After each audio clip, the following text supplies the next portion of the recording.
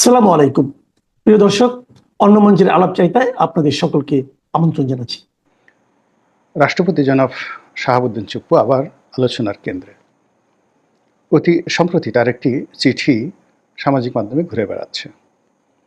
আপনারা সবাই জানেন যে গত কয়েক মাস আগে বিদেশের কয়েকটি মিশন থেকে তড়িঘড়ি করে তার ছবি নামানো হয়েছে এবং এটি কোনো অফিসিয়াল নির্দেশ দিয়ে নয়, মূলত টেলিফোনের মাধ্যমে পররাষ্ট্র মন্ত্রণালয়ের ঊর্ধ্বতন কর্মকর্তা যারা আছেন তারা সংশ্লিষ্ট রাষ্ট্রদূতদেরকে টেলিফোন করে সেই সকল অফিস থেকে সেই রাষ্ট্রপতির ছবি নামিয়ে ফেলানোর জন্য যে নির্দেশনা দিয়েছিল সেটি কার্যকর হয়েছে এবং সেটা নিয়ে সেই সময় খুব হইচই হয়েছিল।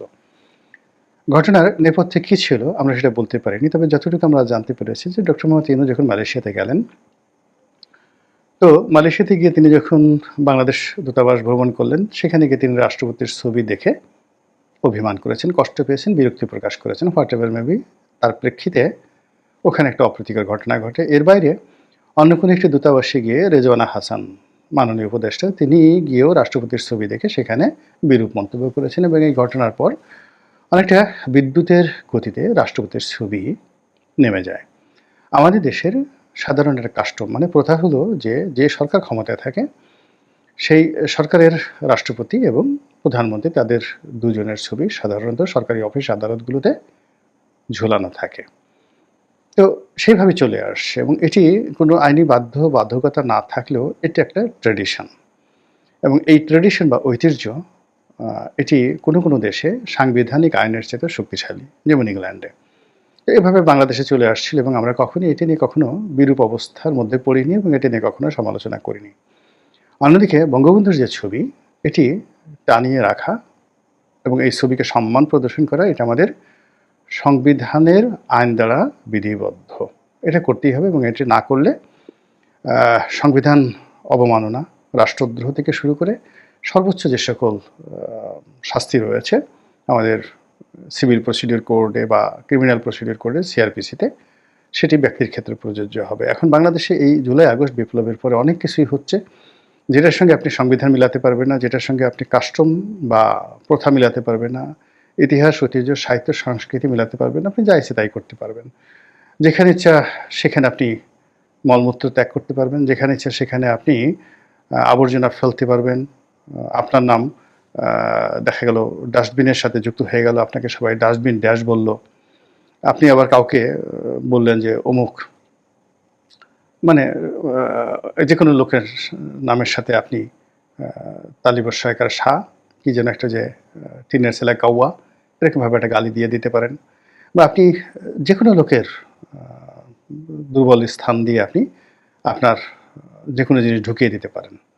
1, 2, 3, 4 এরকম বলে আপনি যাকে ইচ্ছা তাকে, সে তারেক রহমান সাহেব হোক বা অন্য তার চেয়ে ক্ষমতাধর লোক হোক, বুড়া হোক 80 বছর, 86 বছর, 90 বছর, ডাজ নট ম্যাটার। আপনার যাকে পছন্দ আপনি সঙ্গে সঙ্গে ষাঁড়ের মতো, ষাঁড় দেখেন না, মানে সেই মোটরসাইকেলের উপরে উঠে তার বিশেষ অঙ্গটি বের করে দিয়ে মোটরসাইকেলের সাথে সঙ্গম করার জন্য সে উঠে যায়। সে দেখা গেল যে আরও মানে অদ্ভুত তেলের ড্রামের উপরে সে তার যৌন যে অভিলাষ, যৌন অভিলাষ, তেলের ড্রাম, কেরোসিন তেলের ড্রাম, তারপর শেষে ভ্যান গাড়ি, মানে যা ইচ্ছা তাই সব কিছু। মানে ষাঁড় যা করে, গরু যা করে, বা পাঠা সাধারণত এতটা খাস করে না, পাঠারও একটা লেভেল আছে, কিন্তু গরু, ষাঁড় গরু, এর কোনো ধর্ম না, এ যা ইচ্ছে তাই করতে পারে যে কোনো জায়গাতে। তো এখন এরকম বাংলাদেশের পরিবেশ এমন অবস্থা হয়ে গেছে, আপনার রাস্তায় হঠাৎ করে দেখলেন 90 বছরের একটা বুড়া মানুষ, আপনি 1, 2, 3, 4 বলে হুম করে বা হালুম করে আপনি তার উপর ঝাঁপিয়ে পড়তে পারেন। এটা কেউ আপনাকে কিছু বলবে না, কোনো পুলিশ আপনাকে অ্যারেস্ট করবে না, আপনার বিরুদ্ধে কোনো মামলা হবে না। বা আপনি যে কোনো একটা বয়স্ক মানুষ, সেটা পুরুষ হোক, নারী হোক, 80 বছর হোক, 40 বছর হোক, 20 বছর হোক, আপনি ইচ্ছামতো তার সামনে দাঁড়িয়ে, তার বাসার সামনে দাঁড়িয়ে, তারপর আপনি লম্ফঝম্প করে টিনের চালে কাউয়া, তারপর শেষে আপনি তাকে সেইটা বলে গালি দিতে পারেন। আপনি যদি বেশি রাগ করেন, আপনার বিশেষ অঙ্গটিও তাকে দেখাই দিতে পারেন। এই যে একটা অবস্থা চলছে বাংলাদেশে, সেই অবস্থার প্রেক্ষিতে কারো ছবি নামানো, রাষ্ট্রপতির ছবি নামানো, বঙ্গবন্ধুর ছবি নামানো, বঙ্গবন্ধুর মূর্তি ভাঙা, শাহাবুদ্দিন চুপ্পুর সেই যে বঙ্গভবন তার সামনে গিয়ে তাকে গালাগাল দেওয়া, 2 সাইডে ঢিল মারা, এগুলো এখন বাংলাদেশে কোনো সমস্যা নয়। ফলে যখন তার ছবি নামিয়ে ফেলা হলো, আমরা সবাই নিশ্চুপ রইলাম, উনিও নিশ্চুপ রইলেন। এরই মধ্যে তিনি যে কাজটি করেছেন সেটা হলো আমাদের পররাষ্ট্র উপদেষ্টা যিনি আছেন তাকে একটা সুদীর্ঘ চিঠি লিখেছেন। সেই চিঠিটি ইতিমধ্যে সামাজিক মাধ্যমে প্রচারিত হয়ে গেছে। তো সেই চিঠিতে তিনি তাকে প্রিয় সহকর্মী সম্বোধন করে অনেক আবেগের কথা বলেছেন, অনেক মানবিকতার কথা বলেছেন, তার জীবনের সফলতা, ব্যর্থতা, আশা, আকাঙ্ক্ষা সবকিছু বলেছেন এবং তার যে ছবি নামিয়ে ফেলা হয়েছে, এই ছবি নামানো নিয়ে তিনি অভিমানের আতিশয্যে, ক্রোধের যে বহিঃপ্রকাশ করেছেন, এই সময়টাতে হঠাৎ করে তিনি এই কাজটি কেন করলেন? এটা নিয়ে হলো আজকের আলোচনা। হঠাৎ করে এই অক্টোবর মাসে কেন তাকে এই কাজটি করতে হবে? তিনি অবশ্য সেপ্টেম্বর মাসে কাজ করেছেন, কিন্তু এটা প্রকাশিত হয়ে যাচ্ছে, আমরা যে আলাপ আলোচনা করতেছি অক্টোবর মাসে। এবং অক্টোবর মাসকে আমাদের দেশে অনেকে ব্ল্যাক অক্টোবর বলার চেষ্টা করছে এবং সবাই এখানে বিশেষ করে বিভিন্ন গোয়েন্দা সংস্থা, তারপরে দেশি বিদেশি যারা বিশ্লেষক, তারা সবাই আশঙ্কা করছেন যে এই অক্টোবর মাসে নানা অঘটন ঘটতে পারে। এবং গত বছর 2024 সনের অক্টোবরটা মোটামুটি ভালো গেছে, কিন্তু 23 সনের অক্টোবরটা কিন্তু ভালো যায়নি। খুবই খারাপ একটা অবস্থা গেছে আমাদের এই বাংলাদেশে। আর ধারাবাহিকভাবে যদি গত 50 বছরে অক্টোবর মাস ধরেন তাহলে এই মাসটি ঘটনাবহুল। তো এই ঘটনাবহুল একটি মাসে হঠাৎ করে সেই পুরনো একটা ধামাচাপা পড়া, ছাইচাপা পড়া একটা বিষয়, সেটা সামনে কেন আনা হলো? এটা হলো আজকের আলোচনার বিষয়বস্তু। এখানে আমি যেটা বলতে চাই সেটা হলো জনাব শাহাবুদ্দিন চুপ্পু, তিনি কর্মজীবনে একজন ডিস্ট্রিক্ট জাজ ছিলেন। তো জেলা জজ হওয়া চারটিখানি একটা বিষয় না, এবং তিনি যেই সময়টাতে, এখন হয়তো জুডিশিয়ারিতে প্রচুর নিয়োগ হচ্ছে, অনেক জেলা জজ আছে, কিন্তু আমরা যখন ছোট ছিলাম তখন আসলে একটা জেলা শহরে জজ সাহেবের যে মর্যাদা, ওটা 100টা ডিসিএসপিকে সমান করলেও হয় না। মানুষজনের মধ্যে তাদের একটা শ্রদ্ধাবোধ ছিল। জজ সাহেবের বাড়ির সামনে দিয়ে যারাই যাতায়াত করতেন খুব সম্মান এবং মর্যাদা নিয়ে যাতায়াত করতেন, ওইভাবে তাকাতেন। কোনো জজ ঘুষ নিয়েছে, দুর্নীতি করেছে, অন্যায় করেছে, অপচয় করেছে, এটা আমরা আসলে কোনোদিন শুনিনি। অন্তত পক্ষে 2001 সন পর্যন্ত তো শুনিনি। পরবর্তীতে কিছু কথাবার্তা আসছে পলিটিক্যাল কারণে। তো সেই জজিয়তি তিনি করে আসছেন, পরিপূর্ণভাবে একটা ডিস্ট্রিক্ট জজ ছিলেন।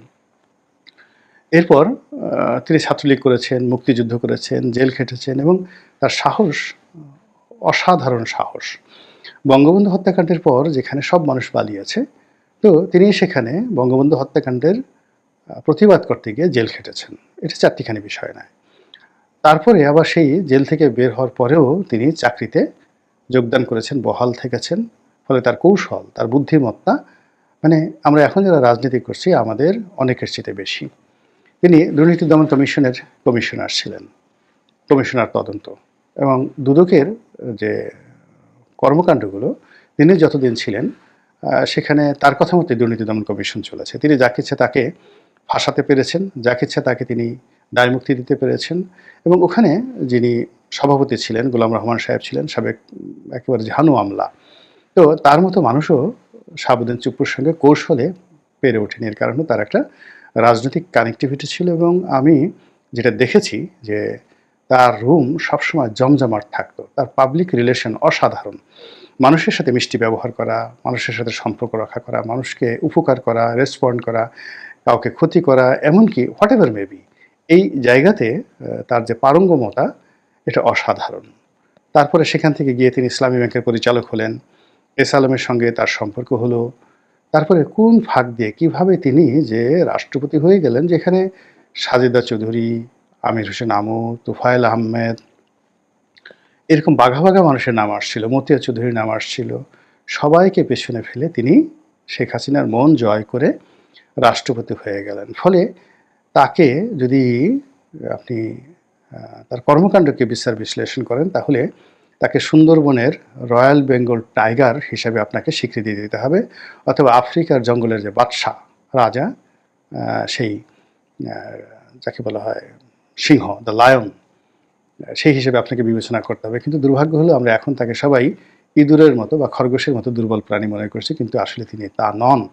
তার বুদ্ধি আছে, সাহস আছে, কৌশল আছে, কানেক্টিভিটি আছে, এবং তিনি জানেন কিভাবে সাস্টেন করতে হয়। আওয়ামী লীগের সকল রিক্রুটমেন্টের মধ্যে একমাত্র তিনি সাস্টেন করে আছেন। এটা বুঝতে হবে যে তিনি সাধারণ মানুষ নন।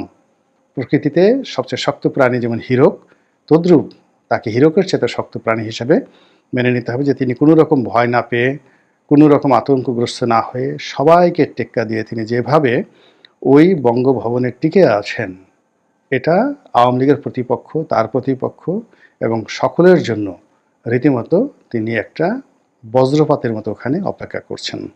তো সেই বজ্রপাত একটা চিঠি লিখেছে। এটা চারটিখানি ব্যাপার না, এর পেছনে আরও অনেক কিছু আছে, সেই বিষয়গুলো বুঝতে হবে। আপনার ইতিমধ্যে উনি খুব ধীরে সুস্থে কতগুলো বিষয় জানান দিয়েছেন। প্রথম, সাংবাদিক মতিউর রহমান মানবজমিনে তার সঙ্গে একটি সাক্ষাৎকারে তিনি আলাপ আলোচনায় বলেছেন যে শেখ হাসিনা চলে গেলেন, তার কাছে বলেও গেলেন না। এটার মধ্যে যে কত বড় ডিপ্লোম্যাসি আছে, কত বড় কৌশল আছে, এটা ভবিষ্যতে আপনারা বুঝতে পারবেন। এখন